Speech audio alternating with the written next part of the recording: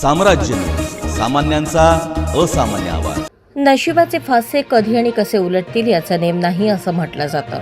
मंगळवेढ्यातील खडकी गावात नियतीने जो खेळ मांडला त्याने संपूर्ण तालुका सुन्न झाला.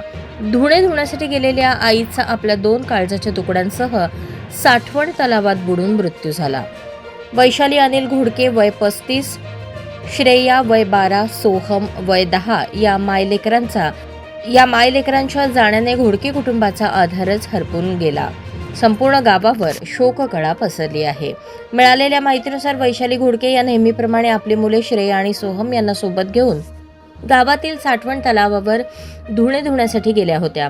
मुले आजूबाजूला खेळत असताना किंवा आईला मदत करत असताना अचानक पाण्याचा अंदाज न आल्याने एक जण पाण्यात घसरला आणि त्याला वाचवण्याच्या प्रयत्नात तिघेही मृत्यूच्या दाढेत ओढले गेले असावेत अशी शक्यता वर्तवण्यात येत आहे.